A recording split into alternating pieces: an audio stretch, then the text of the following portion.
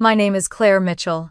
I am 32, and I used to believe Christmas was about family warmth and traditions. But after losing my husband Ethan in a sudden accident 6 months ago, the holiday turned into something else entirely.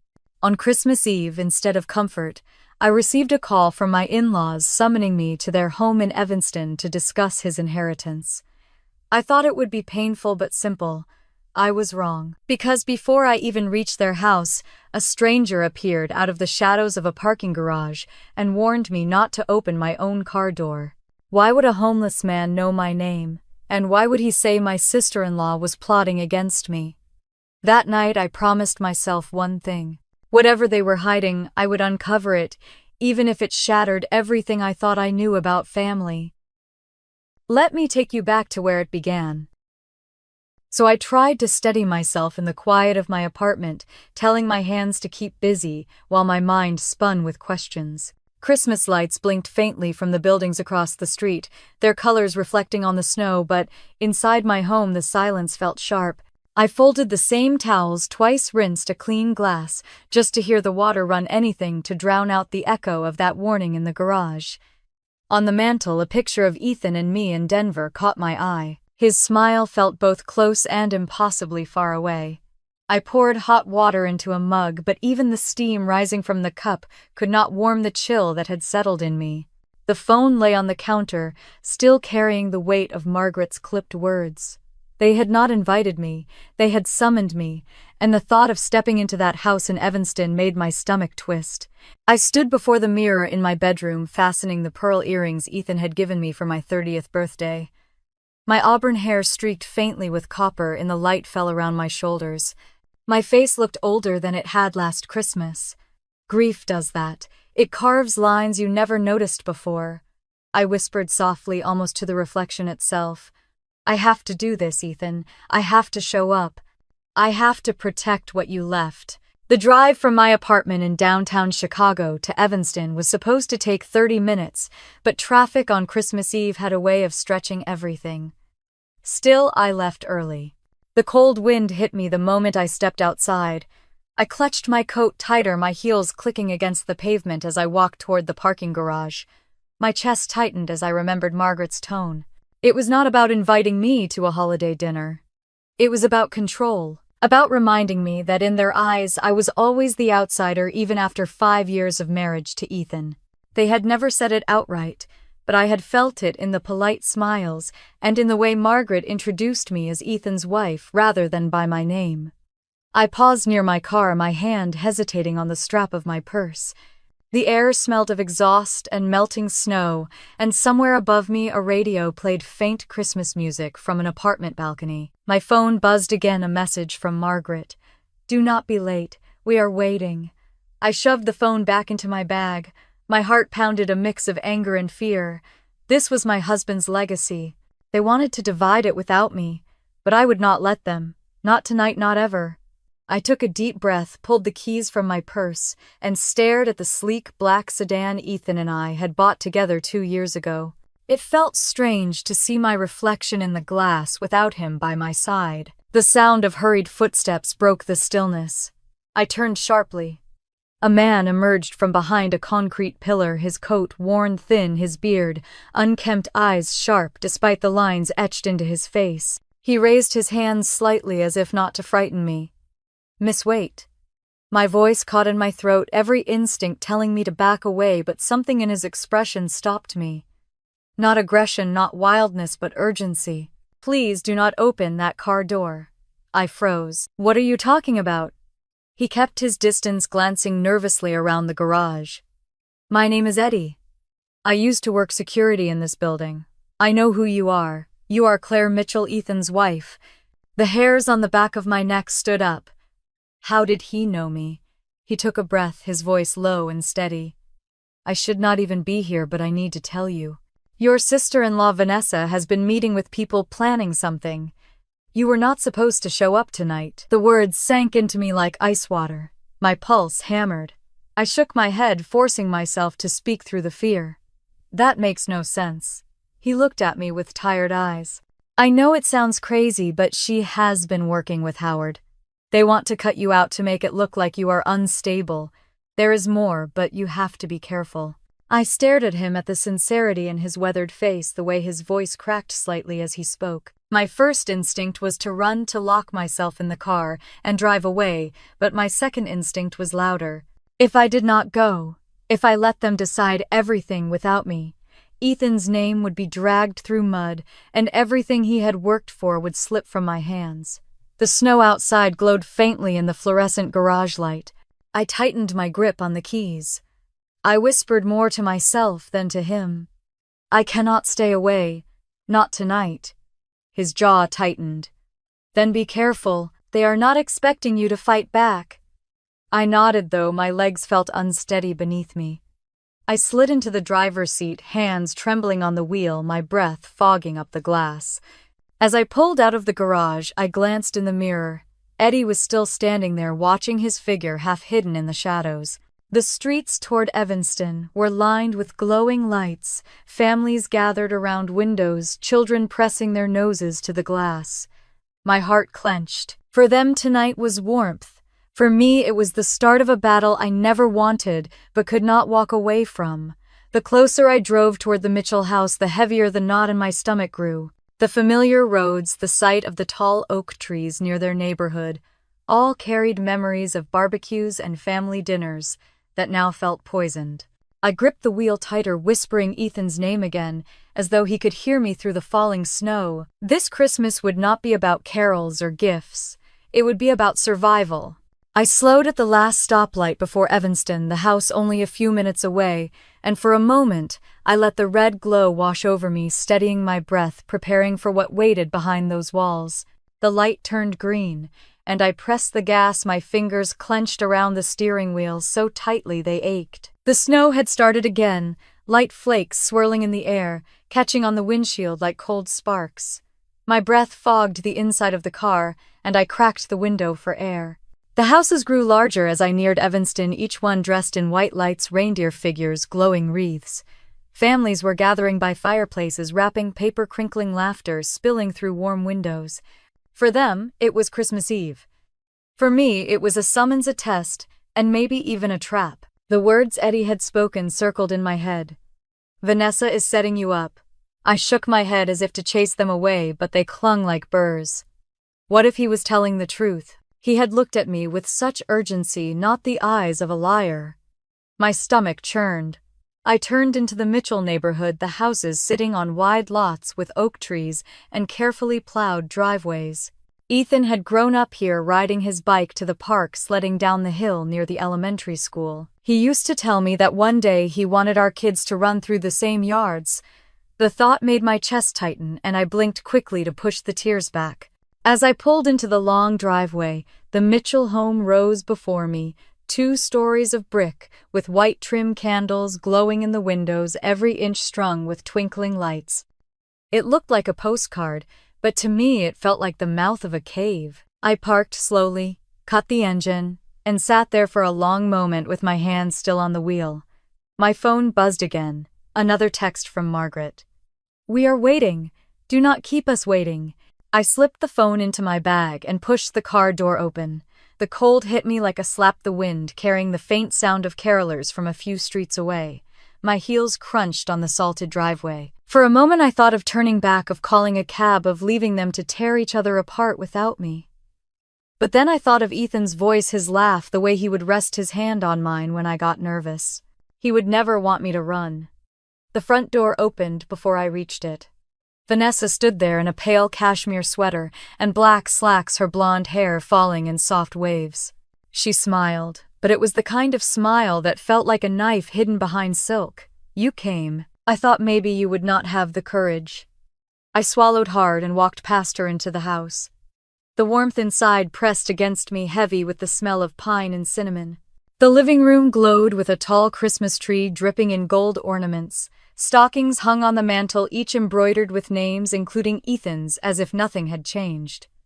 The sight nearly undid me. In the dining room, Margaret sat at the head of the table, in a burgundy dress, her silver hair swept back in a perfect bun.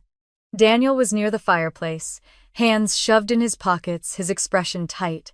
And at the far end, sat Howard, his suit crisp, his papers stacked neatly in a leather folder. Margaret's eyes flicked up when she saw me.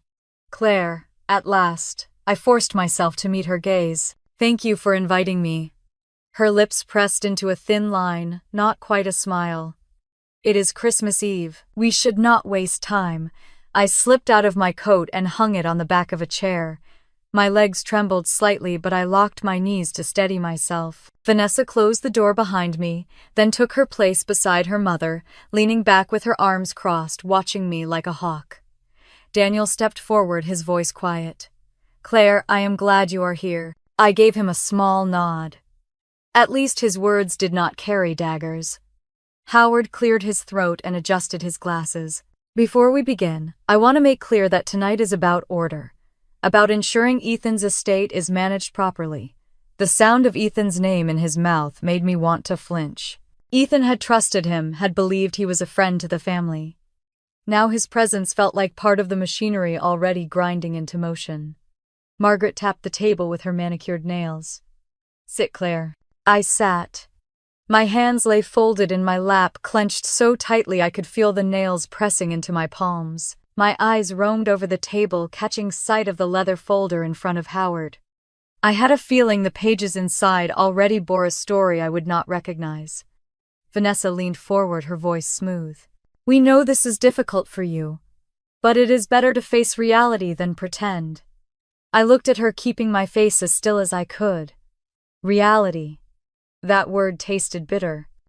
Daniel shifted, looking from me to his sister, then to his mother. His discomfort was plain, but he said nothing. Margaret finally broke the silence. "This evening is about deciding how to move forward. Ethan's things, his accounts, his home. It all must be handled carefully. You understand?" I opened my mouth, then closed it again, afraid my voice would tremble. I reached for the glass of water on the table, my fingers brushing the condensation. My throat was dry. The sound of paper shuffling made me glance up. Howard pulled out a stack of documents and laid them flat before him. My pulse quickened. I felt suddenly as though I was back in that garage, Eddie's warning echoing in my head. I forced myself to breathe evenly, to keep my eyes steady. I would not show fear. Not to them. Outside, the wind howled faintly against the window panes, rattling the glass. The tree lights flickered. My heart thudded in my chest as Margaret folded her hands and leaned closer, her eyes fixed on me with a cool weight. "Let us begin." Howard adjusted his glasses and opened the leather folder, the sound of paper against paper sharp in the quiet room. The candles flickered slightly on the table, throwing shadows across the walls. My eyes darted to the Christmas tree in the corner, the gold ornaments swaying gently as if mocking the weight pressing down on me. Margaret sat straight as a rod at the head of the table, her lips pressed into a line, eyes cool and steady. Vanessa leaned back in her chair, her arms folded, her expression carefully composed, though I caught the slightest twitch of a smirk tugging at the corner of her mouth. Daniel hovered near the fireplace, still standing as though unsure whether to join the table or stay removed from it. Howard began in his practiced voice, slow and deliberate. "Ethan's estate is valued at approximately $2.3 million. This includes the residence here in Evanston, valued at $1.2 million, personal savings accounts totaling around $600,000, and stock investments estimated at $500,000. The words rang in my ears, not because I didn't know the numbers, but because hearing them spoken aloud made everything feel transactional, as if Ethan's entire life could be condensed into neat figures on a page. My throat tightened, and I pressed my hands together in my lap. Margaret nodded once, her expression unreadable. "We are here to ensure that this legacy is managed properly, that it serves the family." Her use of the word family made my skin prickle. I waited for her to include me, but she did not. Vanessa shifted forward now, her tone laced with a softness that was anything but kind. "Claire, you must understand that you are still young. You have your own career, your own path. Ethan wanted to make sure you were cared for, but he also wanted to protect what he worked so hard for." I kept my eyes on her, steady but burning inside. Ethan had never once spoken of excluding me from decisions. We had managed our finances together, discussed every major move as a team. To hear her twist his memory into something that fit her agenda was almost unbearable. Daniel finally moved closer, pulling out a chair but not sitting down. His jaw was tight, his eyes flicking between me and his mother. I wondered what he was thinking, whether he too had been swept into their plan, or whether doubt was gnawing at him. Howard slid a page across the table, the paper crisp and official. "This is a set of amendments made in the final months," he said, his voice calm. "Ethan expressed concern about your stability during this difficult time. He wanted to ensure a trust would be established, with the family managing the assets responsibly." The words stabbed me like cold steel. I picked up the page, my fingers trembling slightly. The signature at the bottom looked like Ethan's, but the ink was dark, too neat, as if traced with intention rather than hurried with familiarity. Margaret watched me, her eyes sharp. "You must not take this personally, Claire. We all know grief can cloud judgment." I swallowed hard. This was not grief. This was an attempt to strip me of everything Ethan and I had built together. Vanessa leaned in again, her voice pitched, just loud enough to fill the room. "We only want what is best for you. If you fight us, it will be harder. If you accept, we can all move forward peacefully." I placed the paper back on the table, pushing it slightly toward Howard, my eyes never leaving Vanessa's face. Her confidence unnerved me, as if she knew something I didn't, something waiting to be revealed. Daniel cleared his throat, his voice breaking the tension. "Maybe we should slow down. This is a lot for Claire to process." Margaret shot him a look that could have cut glass. "Do not be foolish, Daniel. This is not about emotions. It is about protecting what Ethan built." I spoke then, my voice low but firm, surprising even myself. Ethan trusted me. He trusted me every day of our marriage. He never once doubted my ability to manage our life together. Vanessa tilted her head, her eyes narrowing slightly. "People change when they are dying, Claire. Sometimes they see things more clearly." My chest burned with fury, but I kept my face as still as I could. The gall of her speaking of Ethan as though she had been the one lying beside him during his final weeks, holding his hand, listening to his breaths grow shallow. Howard shuffled the papers again, sliding another sheet forward. "This outlines the terms of the proposed trust. You would receive a yearly stipend for your living expenses, while the remaining assets would be overseen by the family." A yearly stipend. An allowance, as if I were a child in need of pocket money while they carved up Ethan's legacy behind closed doors. My hands shook as I clasped them together tightly. Daniel stepped forward now, his voice stronger. "Is this really necessary? Claire has always managed her life. She is not reckless." Margaret's eyes blazed. "You are too naive, Daniel. We cannot risk everything." The room grew thick with silence, the only sound the faint ticking of the grandfather clock in the hall. I sat there staring at the papers, my pulse echoing in my ears. Eddie's words from the garage slammed back into my mind. "They are planning something. You were not supposed to show up." I forced myself to breathe, to stay steady. If I broke now, if I showed them fear, they would win before the fight even began. I lifted my chin, meeting Margaret's eyes head-on. "I will not be dismissed. This is my husband's estate, my life, my future." Her expression did not flicker, but Vanessa's lips curved, a flash of something triumphant in her eyes, as though this was exactly the reaction she had been waiting for. The air in the room shifted, heavy with unspoken battles, each of us locked in place, waiting for the next move. Howard broke the silence by clearing his throat and adjusting his tie as if the fabric itself could shield him from the tension in the room. He tapped a finger on the folder, then spoke in that same even tone that lawyers used when they wanted to sound reasonable. "The matter before us is straightforward. These amendments provide a clear path. A trust protects the estate from mismanagement, ensures stability, and honors Ethan's wishes." My jaw clenched so tightly I thought my teeth might crack. I remembered Ethan sitting at our kitchen table laughing as he helped me balance our household budget down to the last cent. He never once treated me like I was incapable. Hearing Howard suggest otherwise was like swallowing glass. Vanessa leaned forward, now resting her elbows on the table, her sweater sleeve slipping back to reveal a gleaming gold bracelet. She smiled sweetly, the way people smile at children before they deliver bad news. "Claire, you must see this is in your best interest. Why carry the heavy burden of responsibility alone when we can all share it? I stared at her hands. Perfectly manicured nails painted a deep crimson, tapping lightly on the wood, as if she were already counting money that was not hers. Daniel finally sat down, rubbing the back of his neck. He glanced at me with an uneasy expression, then back at Howard. I do not know. This feels rushed. Margaret's eyes snapped to him hard and sharp. It is not rushed. Ethan wanted security for this family. He wanted us united, not divided. Her words hit me like a stone. United, yet she was slicing me out as if I had never been Ethan's wife, as if my marriage vows counted for nothing. Howard slid another sheet across the table, his finger pressing near the signature line. This document, if signed, will formalize the trust. You will receive a stipend of $40,000 per year for your living expenses. The rest will remain in trust administered by the family. My stomach dropped. An allowance. That was all they thought I deserved. Vanessa's eyes gleamed as she added softly, $40,000 is more than enough for someone in your position. My head jerked up. My position.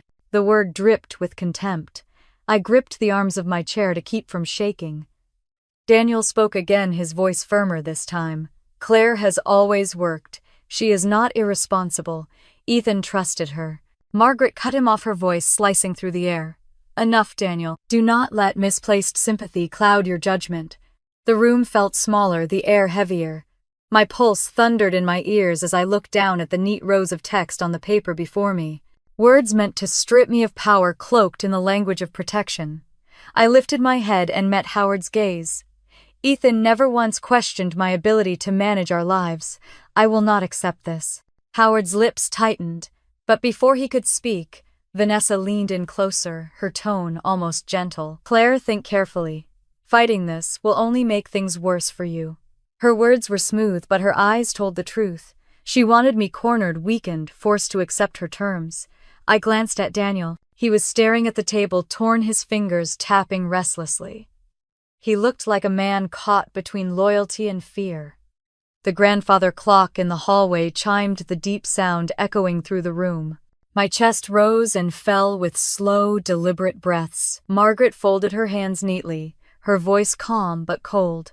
This is not about taking from you. It is about preserving Ethan's legacy. You should be grateful we are even offering you stability. I felt my face flush with heat. Grateful. They wanted me to thank them for cutting me out, for turning Ethan's memory into leverage. My voice came out steadier than I expected. If Ethan wanted a trust, he would have told me. He would not have hidden it.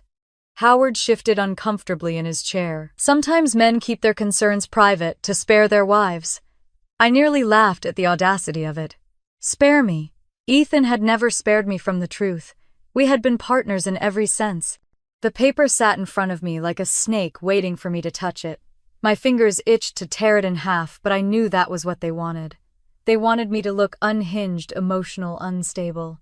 So I sat back instead, folding my hands in my lap, forcing my voice to remain calm. I will not sign. Vanessa exhaled a sharp sound, her composure slipping for just a second. Margaret's expression froze, her knuckles whitening as she gripped the table. Daniel looked up at me, then his eyes searching mine.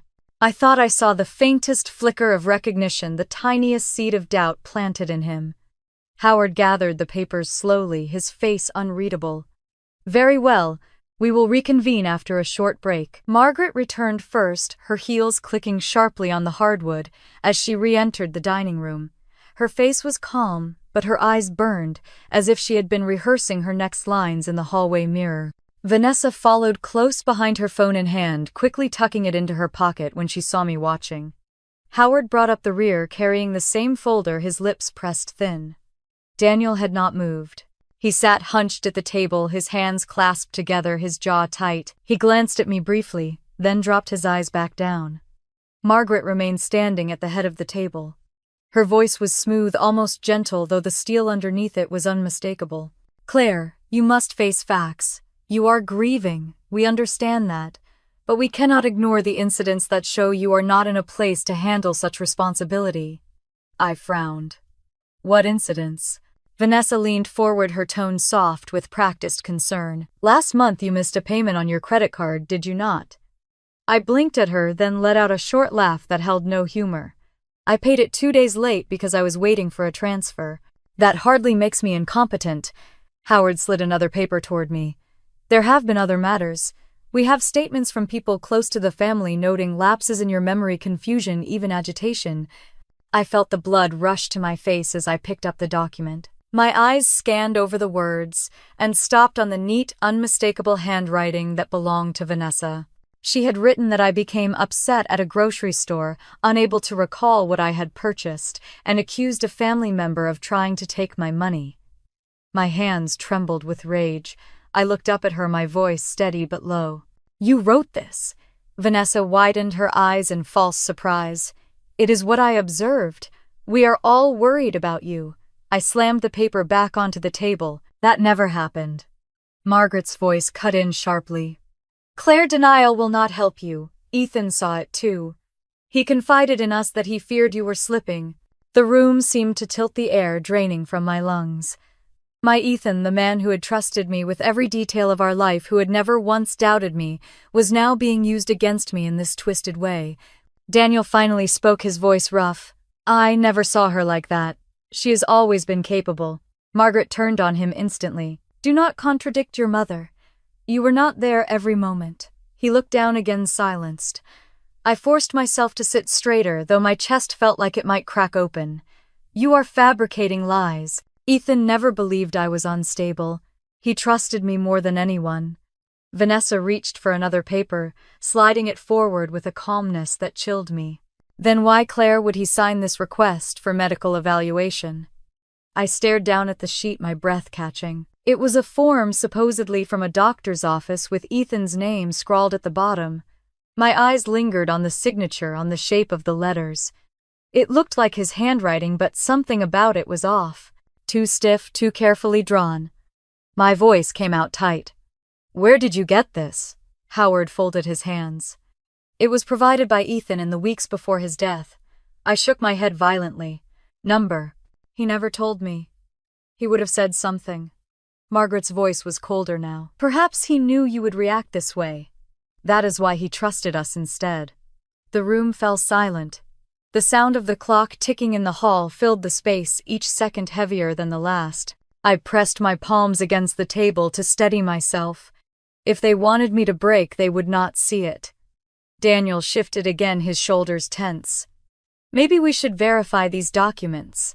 It does not feel right to move forward without more proof. Margaret's eyes narrowed at him, but he held her gaze this time. Vanessa's patience snapped. Why are you defending her? Do you not see she is spiraling? I turned to her, my voice shaking now, not from fear, but from fury. The only one spiraling here is you. You are forging papers, twisting stories, and dragging Ethan's name through the dirt. Her cheeks flushed red, but she leaned back with that same smug smile. You can scream all you want, Claire, but the evidence speaks for itself. Howard tapped the folder again. These documents will be presented formally if you continue to resist. The trust is not optional. The walls of the house seem to close in on me. I thought of Eddie in the parking garage, his urgent eyes warning me that Vanessa was setting me up.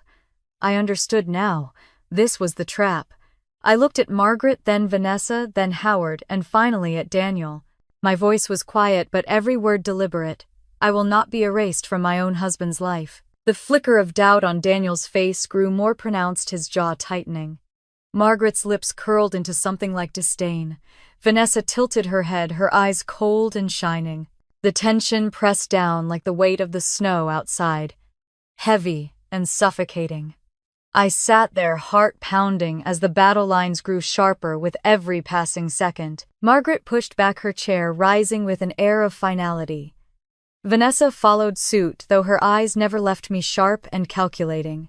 Daniel remained seated, staring at the untouched glass of water in front of him.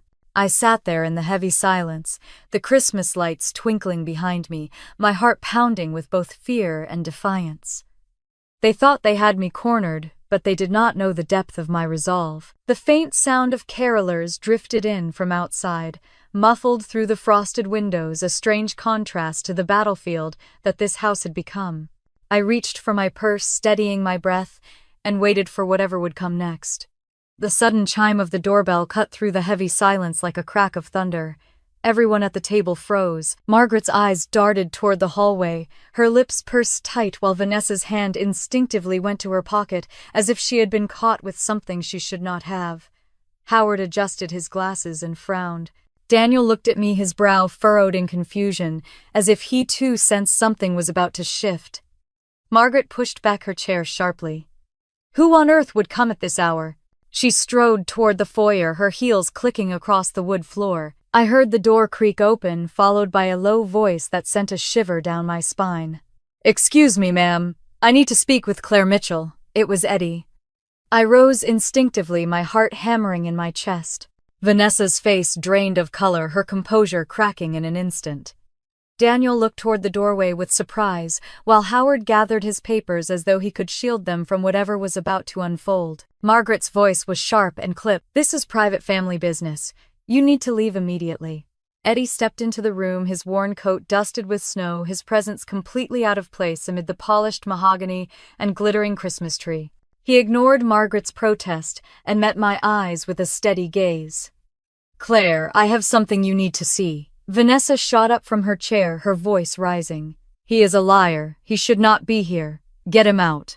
Eddie pulled a worn envelope from his jacket. His voice was calm but carried a weight that stilled the room. "I used to work for Howard and Partners. I know what they have been planning with your sister-in-law. And I have proof." The air cracked with tension. Margaret sputtered with outrage. "This is absurd. You are trespassing." But I could not take my eyes off the envelope in Eddie's hands. He stepped forward, laying it on the table between us. Inside are copies of conversations, documents, and recordings, proof that these so-called amendments are nothing but forgeries. Vanessa lunged forward, her hand reaching for the envelope, but Daniel was faster. He snatched it up, his face pale as he clutched it tightly. "Sit down, Vanessa," he said, his voice firm, in a way I had never heard before. She froze, glaring at him, her lips pressed into a thin line. Howard tried to recover his composure, but his voice faltered. "These accusations are baseless. He is a disgruntled former employee." Eddie looked directly at him. "You paid me to look the other way. I did not. And now here we are." Daniel slowly opened the envelope, pulling out a stack of papers and a small recording device. He scanned the first page, his eyes widening as he read. His voice cracked. "This says Vanessa met with you, Howard, 2 weeks before Ethan's accident." Vanessa's voice was shrill, now trembling. "That is a lie. He made it up." Eddie's eyes burned with intensity. "The recording will tell you otherwise." I could hardly breathe as Daniel pressed the button on the device. The room filled with static, then with voices. Howard's calm tone came first. "It will look like concern for her mental health. No one will question it." Then Vanessa's unmistakable voice. "Once we have the trust in place, Claire will be nothing more than a dependent. She cannot stop us." The sound of my own name on that recording made me shudder. My knees felt weak, but I forced myself to stand tall. Daniel dropped the device onto the table as if it had burned him. His face was ashen, his eyes darting between Vanessa and Howard. Margaret shook her head furiously, trying to regain control. "This proves nothing. People can manipulate recordings," but her voice lacked conviction. I stepped forward, my voice shaking but louder than I expected. "All this time you tried to paint me as unstable, and now here is the truth." "Ethan trusted me. He always trusted me." Vanessa's mask cracked. Her lips trembled, her eyes darted wildly. She opened her mouth, but no words came out. Howard gathered his papers in a frantic motion, his confidence shattered. "We should adjourn. This is not the place." Eddie crossed his arms. "The place is here, and the time is now." The Christmas tree lights flickered, as if the house itself were bearing witness. Snow tapped against the windows, a soft counterpoint to the storm raging inside.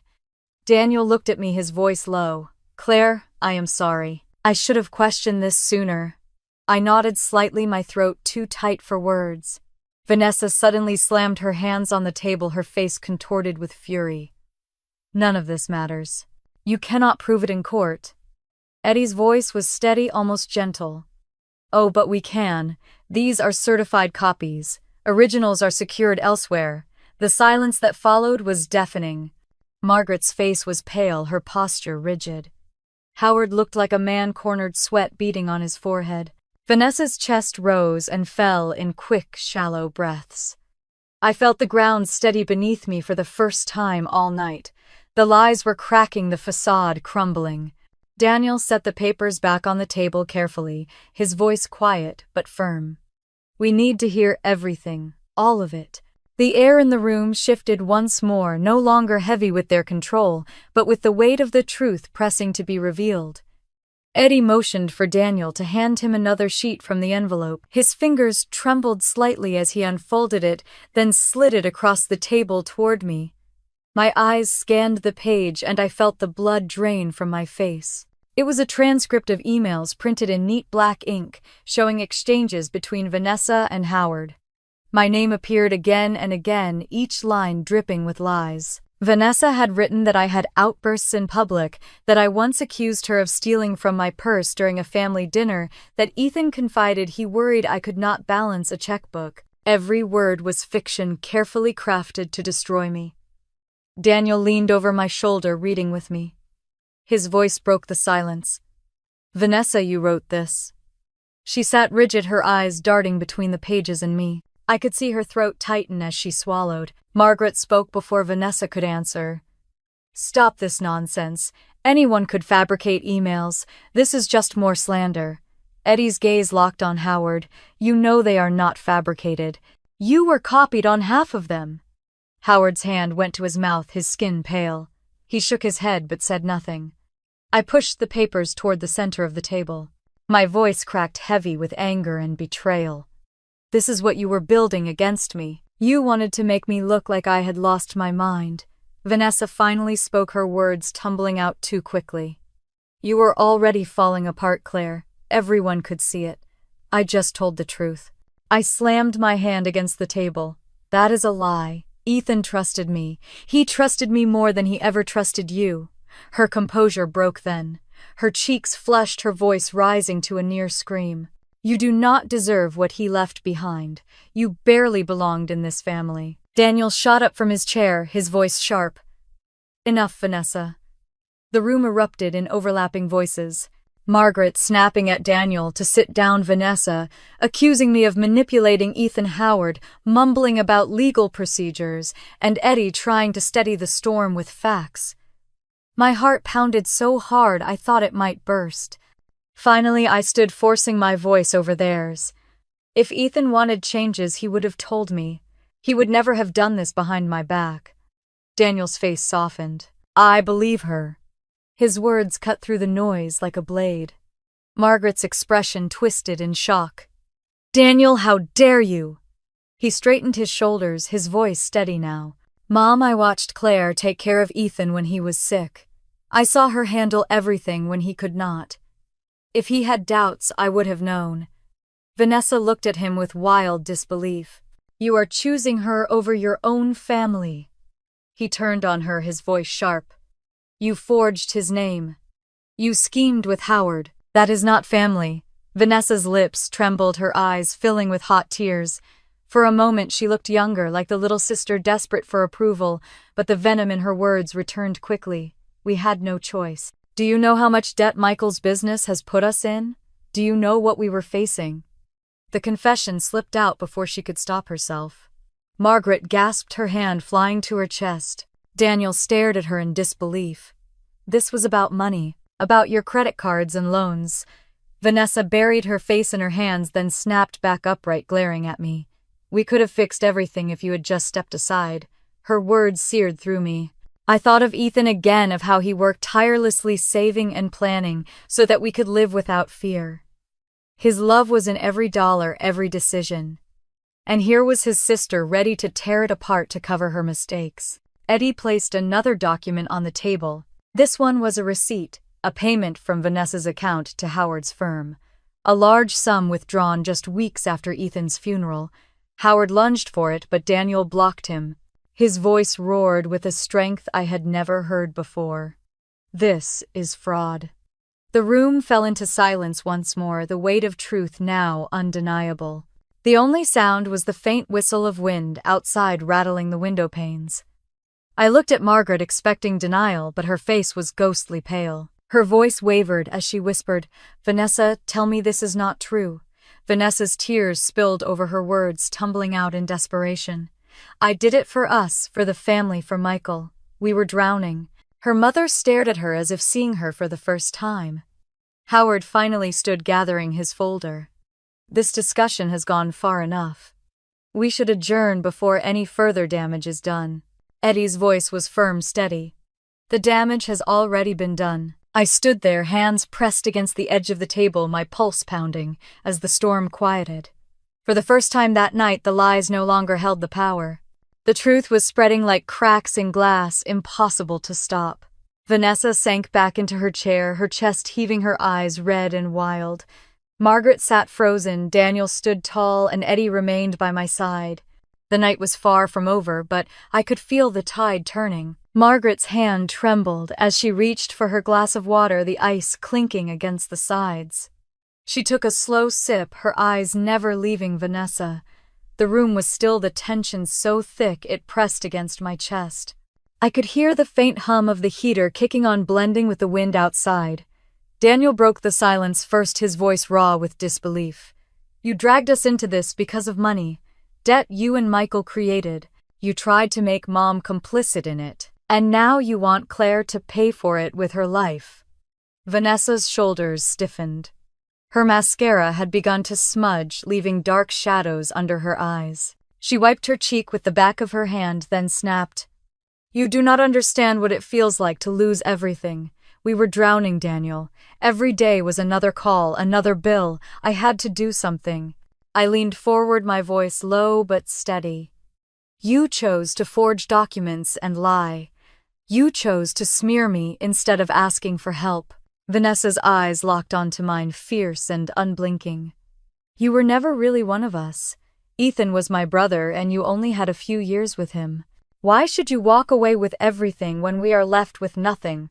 My stomach turned, but I forced myself to meet her anger with calm. "Because Ethan chose me. Because we built a life together. Because he trusted me with everything." Daniel exhaled sharply and pushed his chair back. He turned to Margaret, his voice pleading, "Mom, you cannot defend this. Not anymore." Margaret sat stiff and silent, her lips pressed into a hard line. She looked at Vanessa, then at Howard, then at me. Finally, she spoke, her tone flat. "This should have been handled differently." Vanessa's mouth dropped open. "You are blaming me now? After everything?" Eddie stepped closer to the table, his voice steady as a stone. "What you did was more than desperation. You tried to ruin someone's name, maybe even her life, to cover up your mistakes. That is not family." Howard shifted uneasily, his hand hovering near the folder, as though it could still protect him. He muttered, "We should not be discussing this without counsel." Daniel snapped, "You are counsel, Howard. And you were part of it." The words landed like a blow. Howard's face flushed, his jaw tight. He reached for the papers, but Daniel's hand came down hard over them. "You are not walking out with this." I could feel my pulse in my throat, the gravity of everything crashing into place. Vanessa had admitted too much. Howard was cornered. The walls that had been closing in on me were now closing in on them. Vanessa stood abruptly, the chair scraping against the wood floor. She pointed at me, her hand shaking. "If Ethan were alive, he would never have let you take it all. He would have chosen us." The words sliced deep, but I steadied myself, remembering Ethan's hand in mine, his voice whispering to me in the hospital when he was too weak to raise it. He had told me he wanted me to be strong, that I could handle everything. I clung to that memory like a lifeline. Daniel's voice cut through the moment. "Stop rewriting Ethan's love. He chose Claire. We all saw it. He built everything with her, not you." Vanessa's face twisted, her fury spilling over. "You always took her side. You always ignored me." Daniel shook his head, his eyes wet with anger. "No, Vanessa, I ignored the truth. That is what I did wrong. Eddie reached into the envelope once more and pulled out a final sheet. His tone was calm but unyielding. This one shows the payments made to Howard's firm. Dates, amounts all tied to your accounts, Vanessa. Vanessa lunged forward, trying to snatch it from him, but Daniel blocked her path. His voice roared in the dining room. Enough. Margaret flinched at the sound, her hand pressing to her temple. She whispered almost to herself. This family is tearing itself apart. I spoke quietly but firmly. No, Margaret. It was not me who broke this family. It was the lies. The room fell into silence again, the only sound the faint crackle of the fire in the hearth. Vanessa stood trembling, her chest heaving, her eyes darting like a trapped animal. Howard slumped in his chair, his hands clasped tightly, his gaze on the floor. Daniel stood tall, the papers in his grip. The Christmas lights twinkled in the corner, their glow a cruel reminder of the holiday this night was supposed to be. I folded my hands in my lap, drawing a deep breath. The truth was out, but I knew it was not the end. Not yet. Outside, a siren wailed faintly in the distance, growing louder as it approached. Red and blue lights flashed against the frosted windows, scattering across the polished wood floor and the glittering ornaments on the Christmas tree. Everyone in the room froze, the sound of tires crunching over snow, echoing from the driveway. Margaret's hand tightened on her glass so hard I thought it might shatter. Vanessa's breath came fast and shallow, her eyes wide as she darted toward Howard. Daniel was the first to move. He strode to the window, pulling the curtain back just enough to peek outside. His voice was low but certain. It's the police. Vanessa spun toward Margaret, panic breaking through her mask. You called them, didn't you? You betrayed me. Margaret shook her head quickly, her face pale. I did not. Eddie's voice was steady. I did. Every head turned to him. He stood calmly, his coat still dusted with snow, his expression unwavering. I called them before I walked in here. I knew this would not end with words alone. Howard rose abruptly, his papers spilling across the table. This is outrageous. We are not criminals. Eddie's eyes narrowed. The evidence says otherwise. The knock at the door was firm, commanding. Margaret hesitated only a moment before walking slowly toward the foyer. Her steps were heavy, her shoulders hunched as if the years had finally caught up with her. She opened the door, and two officers stepped inside, their dark uniforms stark against the warm glow of the house. Good evening. We received a call about possible fraud and forgery. One officer's gaze swept the room, pausing on Vanessa, then Howard, before settling on the folder of documents scattered across the dining table. Vanessa stammered, her voice high and brittle. This is a family matter. You have no right. The officer shook his head. Fraud is not a family matter. It is a crime. Howard tried to gather himself, his words stumbling. This is a misunderstanding. These documents are confidential. The second officer stepped forward, his voice calm but firm. Then, you will not mind us taking a look. Daniel held the envelope. Eddie had brought his knuckles white as he extended it to the officer. These are copies. The originals are safe elsewhere. The officer accepted them, flipping through quickly, his eyes narrowing as he caught sight of the signatures and the payment records. He glanced at Vanessa. Miss Mitchell, did you authorize these payments to the law firm? Vanessa's lips parted, but no sound came out. Her face crumpled. She turned to Margaret as if for rescue, but her mother looked away, her face drawn and gray. I felt a strange calm settle over me as the truth unfolded. For weeks they had tried to paint me as unstable, unfit, incapable of managing my own life. Now it was their turn to be scrutinized under the harsh light of accountability. Vanessa's voice broke in a desperate cry. I only did it to protect the family. We were drowning in debt. Michael's business was failing. I had no choice. The officer's tone did not soften. You had a choice. You chose forgery. You chose lies. Howard's face was flushed, red sweat shining on his forehead. He raised his hands in protest. I only advised. I did not forge anything myself.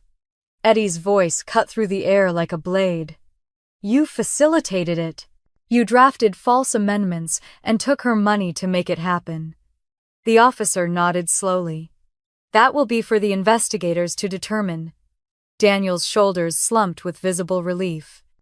For the first time all night, he looked at me not with guilt or hesitation, but with quiet respect. Margaret sank back into her chair, her hand pressed against her temple. Her voice was faint, almost a whisper. How did it come to this? I wanted to tell her it came to this because she let Vanessa run unchecked, because she had turned a blind eye to her daughter's scheming. But the words caught in my throat. I no longer needed to fight. The evidence was stronger than anything I could say. The officers gathered the folder of documents and the recorder, slipping them into evidence bags. One of them motioned toward Vanessa and Howard. "We will need you both to come with us for questioning." Vanessa gasped, her body trembling. "No, please.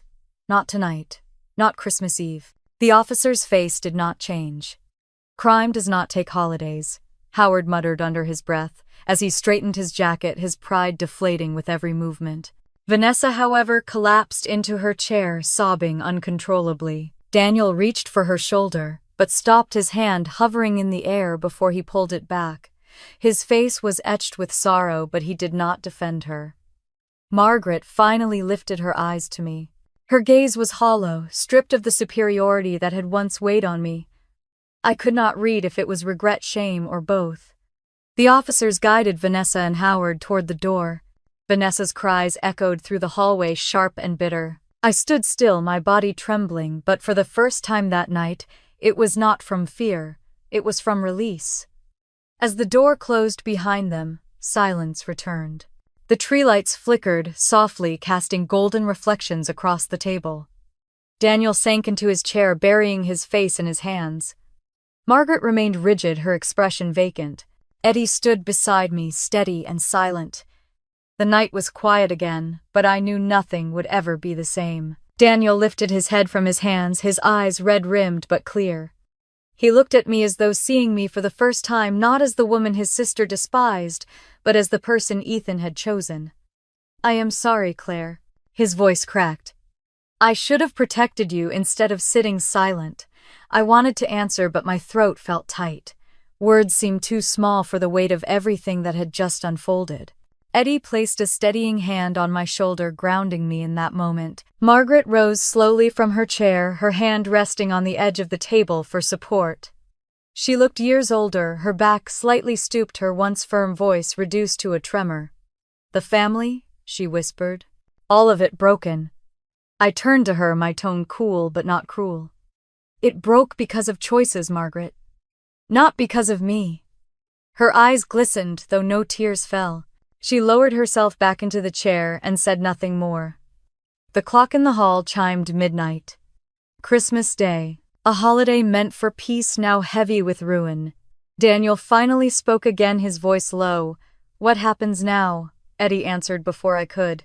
"The investigation will move quickly. With the documents and the recording, they have enough to bring charges." Margaret closed her eyes as though the words pierced her. Daniel rubbed his palms together, his shoulders hunched. I reached for my purse, slipping the strap over my shoulder. My voice was steadier than I expected. "Now I go home. I have had enough of this house for one lifetime." No one stopped me as I walked toward the foyer. The hallway lights glowed softly, illuminating the framed photos of Ethan as a boy smiling beside a younger Vanessa and Daniel. I paused at one, studying Ethan's bright eyes. I touched the frame lightly, then let my hand fall away. Daniel followed me to the door. His voice was quiet. "Claire, if you ever need anything, I will be there." I nodded once. For Ethan's sake, I hope that is true. The night air hit me as I stepped outside. The snow had stopped, leaving a soft white blanket that shimmered under the streetlights. The police cruiser was gone. Tire tracks etched across the driveway. The silence was deep, broken only by the crunch of my boots as I walked to my car. Eddie was right behind me. "You should not be alone tonight. Let me follow you home just to be safe." I hesitated, then nodded. I was too drained to argue. The drive back felt different than the one that had brought me there. I no longer felt the crushing dread, only a hollow ache where fear had once lived.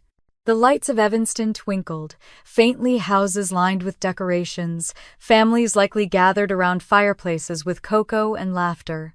My Christmas Eve had been consumed by betrayal and revelation, but I was still standing.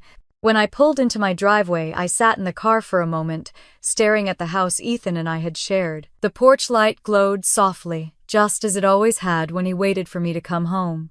My throat tightened.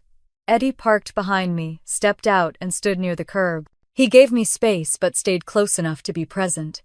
I finally climbed out of the car, my body heavy with exhaustion. Inside the house was quiet. I hung my coat and set my purse on the counter. For the first time in weeks, the silence did not feel threatening. It felt like my own. I poured a glass of water and sat at the kitchen table, staring at the faint outline of the Christmas tree in the living room. The ornaments glittered softly in the dark reminders of holidays, when Ethan was still here, when laughter filled these walls. The ache in my chest swelled, but beneath it was something steadier, something like resolve. They had tried to erase me, but the truth was mine.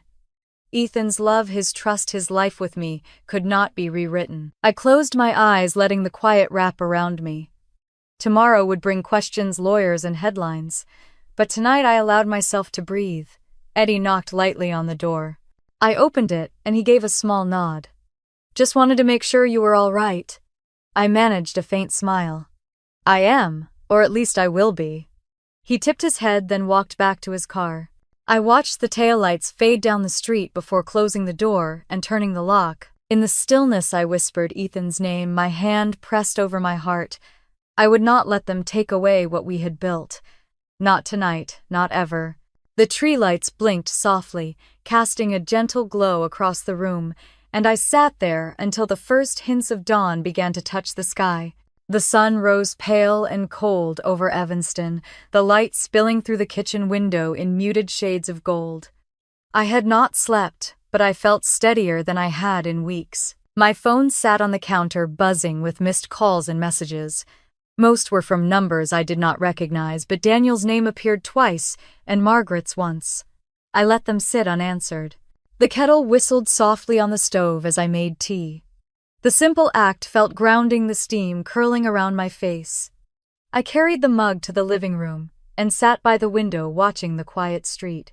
Children were already outside, bundled in puffy coats, dragging sleds over the snow. Their laughter floated up faintly, a reminder that the world had not stopped because mine had been turned upside down. A knock on the door startled me. My pulse jumped until I saw Eddie standing there, his coat zipped up against the morning chill. He gave me a faint smile when I opened the door. "Morning, Claire. I thought you could use some company." I stepped aside and let him in. His presence filled the space with a quiet reassurance. He carried a small paper bag and set it on the counter. "Bagels, fresh. Figured you might not have eaten." I felt my lips curve in something close to a smile. "Thank you. That is thoughtful." We ate in silence for a few minutes, the sound of chewing and the clink of mugs oddly comforting. Finally, Eddie spoke, his voice gentle. "The police will be contacting you soon. They will want a full statement. Are you ready for that?" I nodded slowly. "I am. It will not be easy, but I am not afraid anymore." Eddie leaned back, studying me. "You were stronger last night than most people I have ever seen." I swallowed, hard, emotion rising unexpectedly. I was terrified, Eddie. But I kept thinking about Ethan. He would have hated what they tried to do. I could not let them win. His eyes softened. He would be proud. The room went quiet again, but it was not heavy. For the first time in months, the silence felt like peace instead of a cage. Later that afternoon, Daniel showed up. He stood awkwardly on the porch, his hands shoved into his coat pockets. When I opened the door, his eyes met mine with a mixture of guilt and determination. "I thought you would not answer," he said quietly. I considered closing the door, but something in his face stopped me. I stepped aside and he entered slowly, as if unsure he belonged. Eddie nodded at him but did not leave. Daniel glanced at him before speaking. "I came to tell you, they will face charges. Vanessa and Howard. The police called me this morning. They have more than enough evidence." My chest rose and fell in a deep breath. Relief washed through me, but it was tangled with sorrow. Ethan's sister facing prison. His mother left broken in the wreckage.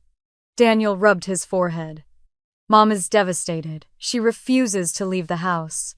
She keeps saying Christmas is ruined. A bitter laugh slipped from my lips before I could stop it. Christmas was ruined the moment Vanessa decided money was worth more than family. Daniel flinched, then nodded. You are right. Still, she is my mother. I did not answer. The weight of loyalty and blood was his burden, not mine. He shifted uncomfortably, then looked at me squarely.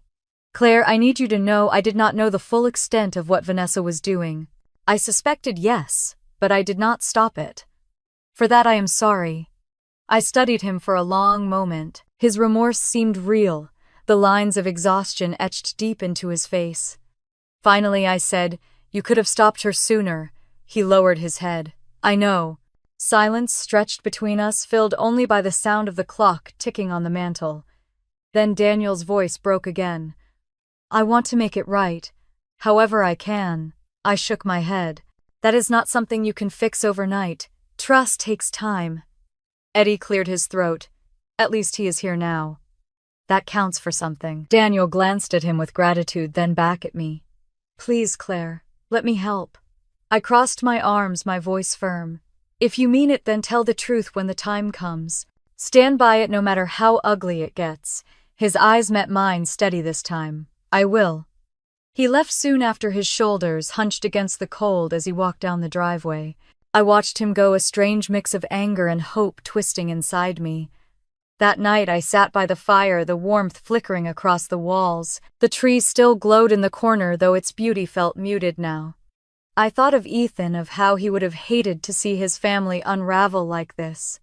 And yet, I knew he would have wanted me to survive it. The phone rang once more. This time I answered. It was Detective Monroe, her voice professional but kind. Mrs. Mitchell, we would like you to come in tomorrow to give your full statement. I agreed, my voice steady. After hanging up, I leaned back in the chair and closed my eyes. Tomorrow would be another step toward justice, another step toward reclaiming the life they tried to take from me. The house was quiet, the fire warm, and for the first time in a long while, I let myself believe that healing might be possible. The next morning was clear and sharp, the kind of winter day when the air stung your lungs and the sunlight bounced off the snow like glass. I drove to the station with Eddie, following in his car, his quiet presence behind me, a reassurance I had come to depend on. Inside the precinct, Detective Monroe greeted me with a firm handshake and led me to a small office where the blinds were half drawn and the hum of fluorescent lights filled the space. She clicked on a recorder and asked me to begin at the start. I told her everything, my voice steady, as I laid out each piece of the scheme. The forged documents, the false reports about my health, the attempts to push me aside. I explained how Vanessa had cornered me in that house, how Howard had backed her every step of the way, and how Daniel finally found his voice. At times the words caught in my throat, but I pressed on, refusing to let the lies hold power anymore. When I finished, Detective Monroe nodded. Your testimony matches the evidence we have. They will face charges of fraud, forgery, and conspiracy. She paused, her expression softening. I know this has not been easy. I exhaled a deep breath that carried weeks of tension. No, it has not. But it was necessary. On the drive home, the world felt different. The snowbanks that had seemed cold and oppressive now looked almost beautiful, glinting in the sun. For the first time since Ethan's passing, I felt like I was moving forward instead of standing still. A week later, Daniel came to my house. He stood on the porch, a bakery box in his hands, his breath visible in the January chill. When I let him in, he set the box on the counter and spoke before I could. They arraigned Vanessa and Howard yesterday. She broke down in court. I studied his face, the grief and shame still etched there. What happens to Margaret? He looked down. She is struggling. She will not forgive Vanessa, but she will not forgive herself either. I poured coffee for both of us, the kitchen filled with the familiar scent. He wrapped his hands around the mug but did not drink. I just want you to know, Claire, I am done hiding. When the trial comes, I will tell the truth, no matter how hard it is. For the first time, I reached across the table and laid my hand over his. Thank you, Daniel. That matters. Eddie joined us a little later, carrying paperwork from the prosecutor's office. He had agreed to testify too, to stand in court and confirm what he had witnessed at the firm. His loyalty was something I could never have expected when I met him in that parking garage, but it had become one of the strongest truths in my life. By spring, the trial had begun. I sat in the courtroom as Vanessa avoided my eyes, her once confident stride reduced to shuffling steps. Howard looked smaller than I remembered, his arrogance drained by the weight of the charges. Margaret sat in the back, her hands folded in her lap, her face lined with exhaustion. When the verdict came, it was swift. Guilty. Vanessa sobbed openly. Howard's jaw clenched as the judge read the sentence. They would serve time, repay what they had taken, and carry the stain of their crimes for the rest of their lives. I walked out of that courtroom into the bright afternoon sun, Daniel at my side. He did not speak, but the relief in his face said enough. The months that followed were quieter. I focused on my work, my home, and rebuilding the rhythm of my days. Eddie helped with small repairs around the house, and often stayed for dinner, his easy manner filling the silence that once haunted the rooms. Daniel visited more too, sometimes just for coffee, sometimes to help shovel the driveway. Trust was not rebuilt overnight, but piece by piece it began to take shape. On the anniversary of Ethan's passing, I stood in the garden where he used to plant tomatoes, the soil still frozen under the early spring sun. I whispered a promise to him that I had fought for the truth, that I had not let them erase what we built together. Life did not return to what it once was. It never could. But it found a new shape, one that carried both the scars of betrayal and the strength of survival. As I sit here now, months later, the house warm and the garden beginning to bloom again, I know one thing with certainty. They tried to break me, but I am still here. Stronger, wiser, and unwilling to ever be silenced again. And now I want to hear from you. What would you have done in my place? Have you ever faced betrayal within a family, and how did you find your way forward? Share your thoughts in the comments, and if my story kept you with me to the end, consider liking and subscribing so you do not miss the next one. Every story holds a lesson, and I would love to share more with you.